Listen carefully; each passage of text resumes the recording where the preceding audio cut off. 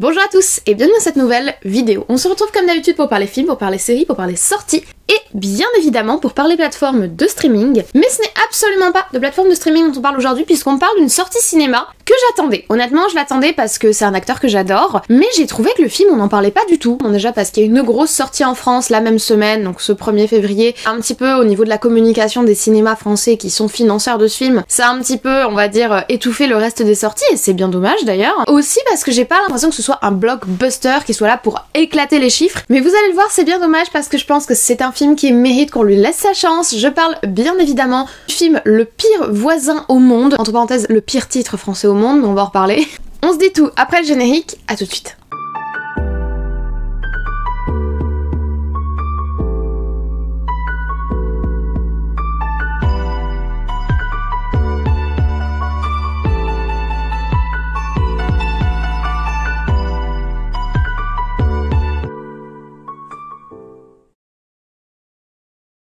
Alors, le film Le pire voisin au monde, de son titre original A Man Called Otto, donc un homme qui s'appelait Otto, que je trouve bien meilleur. Alors il est pas parfait ce titre américain, mais il est bien meilleur que le titre qu'on a fait en France. Qu'est-ce que c'est que ce titre pourri? Je trouve que le titre français est déplorable, voilà, je l'ai dit. C'est un titre qui est très long, en plus c'est un titre qui envoie un message un peu négatif ou pas forcément très honnête de ce dont parle le film. Donc je trouve qu'ils auraient dû rester sur un homme appelé Otto, ou tout simplement Otto par exemple, comme titre ça aurait été simple et efficace, ou Monsieur Otto. Le pire voisin au monde, ça va pas du tout comme titre. C'est le titre de côté, il n'est pas du tout révélateur du film. Donc le film lui dure 2h06, c'est un beau bébé sans être dans l'excès, c'est un film de type drame comédie et là vraiment on est profondément ancré dans ces deux genres, il y a vraiment quelque chose de profondément drôle dans le film et de profondément dramatique. Je trouve que pour le coup les deux genres décrivent vraiment le film. Et il est sorti, comme je vous l'ai dit en introduction, le 1er février 2023, c'est-à-dire mercredi dernier. À la réalisation de ce film, nous avons Marc Foster. Marc Foster, vous avez probablement déjà vu un de ses films puisqu'il était derrière Quantum of Solace, le 007 de 2008. Vous savez, c'était la deuxième apparition de Daniel Craig comme 007. Moi, j'ai grandi avec Daniel Craig en tant que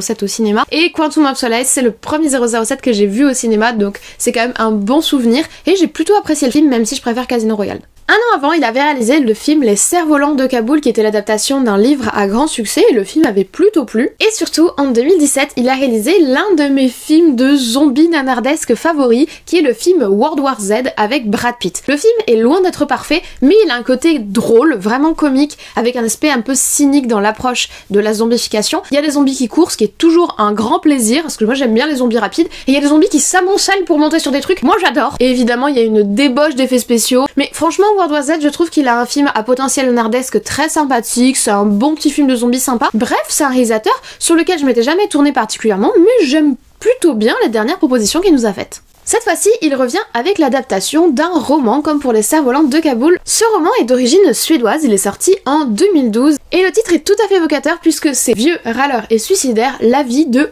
Ove ou Ove, je sais pas trop comment ça se prononce, j'imagine que c'est un prénom suédois que je ne connais pas, mais ça s'écrit O-V-E, donc la vie de Ove. Le livre a été écrit par Fredrik Backman qui est un blogueur et romancier suédois donc. Je pense que vous voyez un petit peu venir la chose. Après le très grand succès du livre dans son pays d'origine, il a été adapté sous la forme d'un film en Suède, un film suédois qui est sorti en 2015, et ce film avait rencontré un certain succès même à l'international. En effet, il avait été nominé 2 fois aux Oscars, une fois pour le meilleur maquillage et coiffure je crois, et une seconde fois pour le meilleur film international. Petite parenthèse, c'était lors de la 89e cérémonie des Oscars, qui était celle de 2017, où La La Land avait tout raflé. La La Land c'est le grand film de Damien Chazelle, et on a récemment parlé de Damien Chazelle sur la chaîne avec Babylone, donc voilà, c'est un peu le tout est lié. Bon, en tout cas, vous connaissez les Américains, quand un film étranger leur semble de qualité et qu'ils sont un petit peu jaloux de cette production étrangère, qu'est-ce qu'ils font? Ils font un reboot américain. C'est ce qu'ils ont fait pour des films comme Intouchable et ce qu'ils ont fait dans le cadre de ce film Monsieur Ove.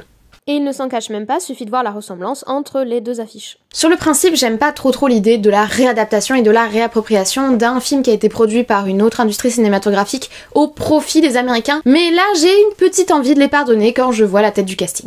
En effet, au casting, pour incarner le vieux monsieur râleur et suicidaire, ils ont choisi Tom Hanks. C'est une évidence! Tom Hanks, c'est un acteur que j'adore. C'est l'un des meilleurs acteurs de sa génération, très clairement, c'est vraiment un très bon comédien à l'écran, une émotionnalité qui est dingue, il incarne vraiment ce personnage, j'adore Tom Hanks. Son premier grand rôle c'était en 1994, évidemment avec Forrest Gump. En 98 il y a eu le film Il faut sauver le soldat Ryan que j'aime énormément. En 99 l'horrible film La ligne verte, je ne l'ai vu qu'une fois, je n'arrive pas à le revoir. J'ai très envie de le revoir parce que je sais que c'est un très bon film, mais ce film m'a labouré l'âme. C'est vraiment, ça m'a déchiré le cœur, je ne peux pas le revoir, voilà, c'est juste pas possible. Ensuite, il va forcément enchaîner avec plein d'autres excellents films, Seul au monde en particulier, qui est mythique. Arrête-moi si tu veux, qui est très sympathique avec Leonardo DiCaprio, et que j'ai revu récemment d'ailleurs. Da Vinci Code en 2006, dont on a parlé récemment dans mon top des films de chasseurs de trésors, et toutes ses suites, Ange et démons, etc.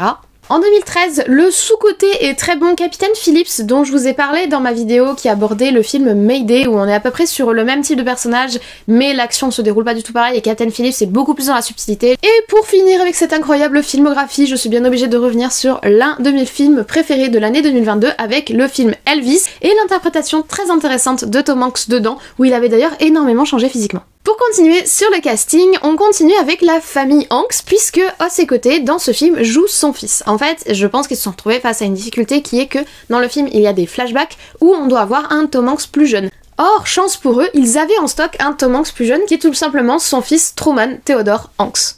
Alors Truman Theodore Hanks, c'est pas vraiment un acteur de métier, mais il participe de temps en temps avec des projets avec son père. C'est déjà le cas en 2020 dans le film La Mission, mais ce sont ses deux seules apparitions et je trouve ça vraiment dommage parce que honnêtement, il y a quelque chose. Il est pas aussi bon que son père, bon il est beaucoup plus jeune aussi, mais il a quelque chose à l'écran, il dégage quelque chose d'extrêmement intéressant et de très attachant, donc j'apprécierais de voir plus de production de lui.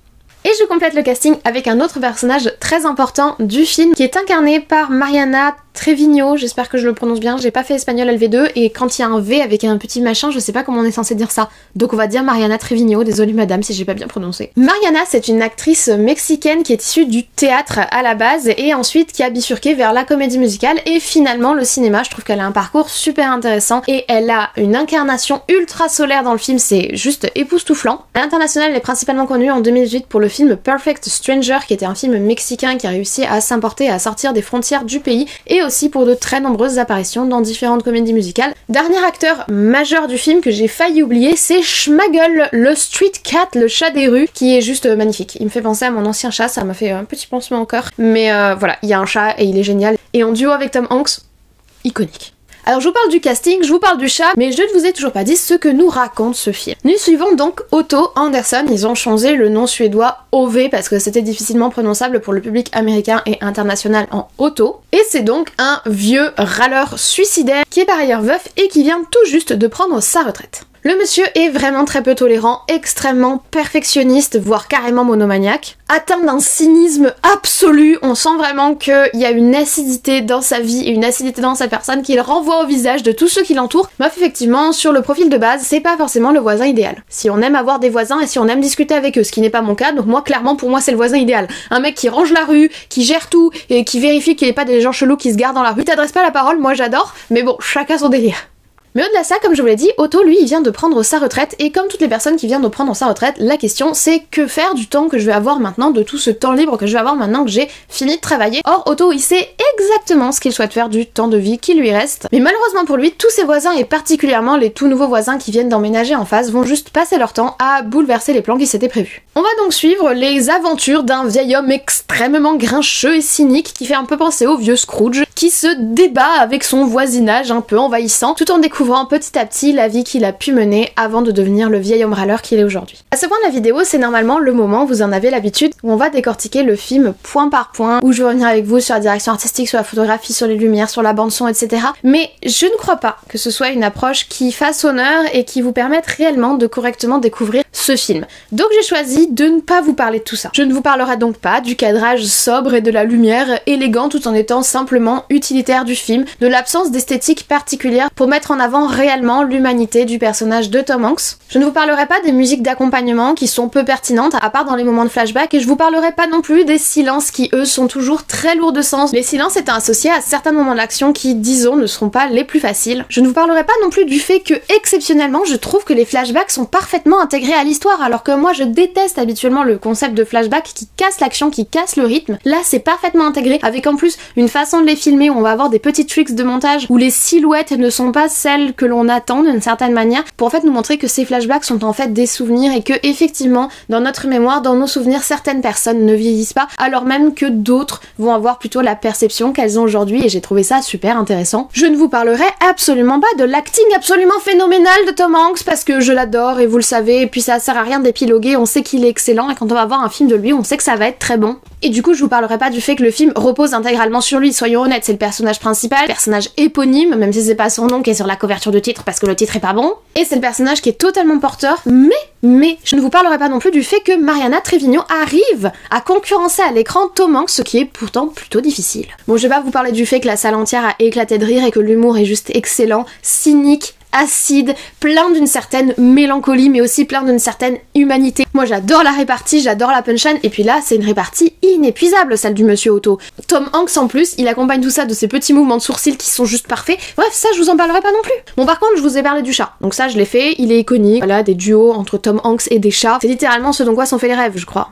Je vous parlerai pas du fait que j'ai versé ma petite larme parce qu'il y a une douceur et une mélancolie atroce et touchante et violente, vraiment comme le début du film là-haut qui, vous le savez, est mon indémodable, c'est l'une des plus belles histoires d'amour qu'on ait écrites au cinéma pour moi, et pourtant il y a quasiment pas de paroles, il y a que de la musique et ça dure à peine 10 minutes, mais c'est excellent, et il y a quelque chose de ça dans ce film là, comme il y a quelque chose de ça dans l'épisode de The Last of Us, le dernier, The Last of Us épisode 3.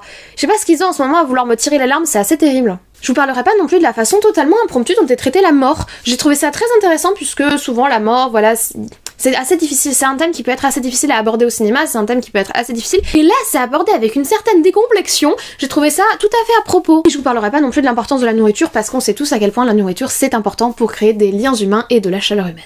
Cette liste est longue, mais je me dois de terminer sur 2-3 autres petites choses dont je vous parlerai pas non plus, en particulier la façon dont est abordé le fait social, du moins certains faits sociaux, sans étendard, sans volonté d'en faire trop, avec subtilité, gentillesse et douceur, de la même façon que sont abordés tous les éléments humains dans ce film, de la même façon que va être abordée la violence de la capitalisation de certaines entreprises, la dureté de la vieillesse ou encore la dépendance, l'isolement également, la violence des accidents de vie ou la violence de l'intolérance, tout ça c'est dans ce film, mais sans en vouloir en faire trop, tout en restant dans la subtilité et surtout tout en restant dans cette espèce d'émotion un petit peu décalée de ces gens qui, peut-être un peu comme moi, ne veulent pas verser trop inutilement dans l'émotionnalité et préfèrent être dans le cynisme et dans l'humour, histoire de prendre de la distance avec la dureté de la vie. Bon, je vais pas continuer ma liste parce que je pense que je vous ai déjà assez saoulé, mais je crois que vous avez compris ce que je voulais vous transmettre par rapport à ce film. Si vous voulez mon avis, mon bilan, d'une certaine manière, allez voir ce film. Donnez-lui sa chance, j'ai passé un très beau moment humain, un très beau moment de rire, sincère, vraiment. Vous savez, je vais pas beaucoup voir de comédie, donc c'était, je crois, la première fois au cinéma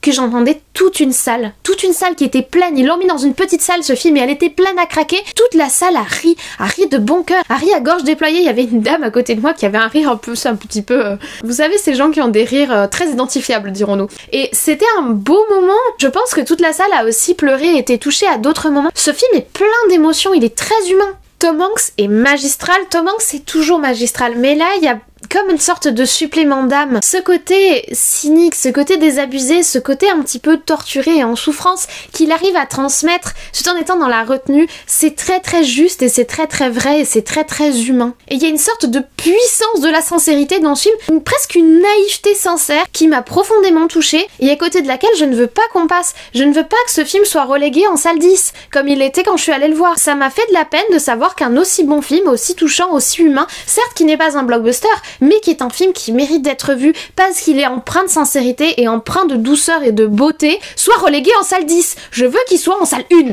Voilà, au moins en salle 2, je veux que les gens aillent voir ce film.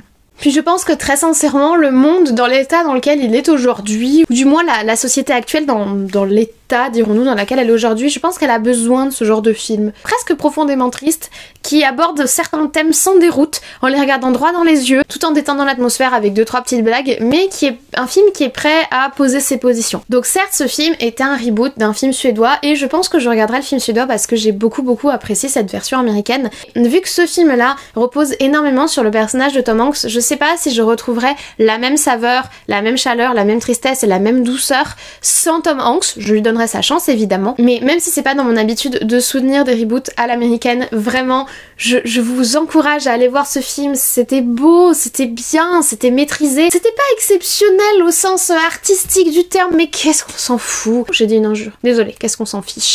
Je soutiens ce film, s'il vous plaît allez le voir. Voilà, j'espère que cette vidéo un petit peu inhabituelle vous a plu. Je sais que j'ai pas repris les plans qu'on fait habituellement, mais ça ne s'appliquait pas à ce film parce que chaque point allait être plutôt rapidement abordé puisque c'est un film qui est simple dans sa construction, dans sa façon de fonctionner et même simple au niveau de ses messages. Mais c'est cette simplicité qui est puissante. Passer 20 minutes à décortiquer morceau par morceau pour à chaque fois vous dire c'est simple et efficace, je voyais pas vraiment l'utilité. Donc j'ai choisi d'utiliser cette figure de style douteuse qu'utilisent certains présidents où on répète tout le temps le même début de phrase pour construire son discours. J'espère que c'était pas trop rébarbatif. Si malgré cela vous avez apprécié la vidéo, vous le savez, vous pouvez mettre un petit like, ça me fait plaisir, ça me soutient dans ce que je fais et en plus ça aide au référencement de la vidéo. N'hésitez pas également à mettre un commentaire juste en dessous pour me dire si vous avez vu le film et ce que vous en avez pensé, si je vous ai donné envie de le voir. Je l'espère vraiment que je vous ai motivé pour le voir. Pas forcément au cinéma, mais voyez-le un jour ce film parce qu'il m'a plu, c'était bien. Je crois que c'est un coup de cœur. Oui, je crois que c'est un coup de cœur. C'est un coup de cœur, oui, c'est un coup de cœur. Je vous l'ai pas dit, mais c'est un coup de cœur. Coup de cœur. Clairement. Et donc, je vous laisse les commentaires juste en dessous pour me dire si j'ai réussi à vous inspirer à aller le voir, si vous l'avez autant aimé que moi. Si vous ne l'avez pas aimé, n'hésitez pas à dire ce que vous n'avez pas aimé. Je pense que la simplicité du film peut déplaire. Si ce n'est pas encore le cas, vous pouvez vous abonner juste en dessous, c'est gratuit, ça me fait plaisir, ça me soutient également dans ce que je fais. Et en plus, vous pouvez activer la cloche pour être prévenu de toute sortie de vidéos ou de shorts. On fait des grosses vidéos 2 à 3 fois par semaine sur des avis d'actualité, plateforme ou cinéma. Et on fait des petits shorts pour suivre des séries ensemble. Parenthèse d'ailleurs, on a des séries qui sont en train de se terminer, donc si vous avez des séries hebdomadaires actuelles, donc des séries qui sortent actuellement épisode par épisode, à me recommander, c'est le moment, c'est également juste en dessous. Je m'arrête là, je ne vous en mets pas plus, je vous souhaite dès à présent une très bonne journée, une très bonne semaine, de très bons visionnages, j'espère que vous allez aller voir Tom Hanks. J'insiste un peu, un tout petit peu. Surtout, prenez soin de vous, et nous on se dit, comme toujours, à très vite.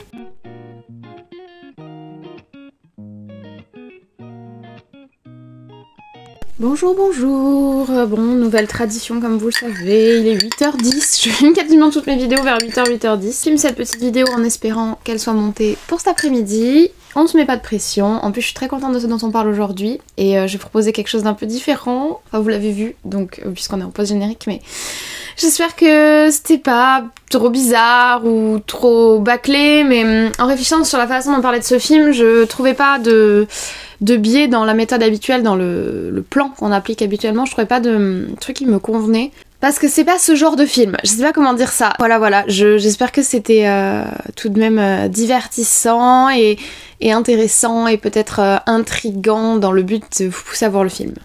Vous le savez parce que vous avez déjà vu la vidéo, moi je l'ai pas encore filmé donc...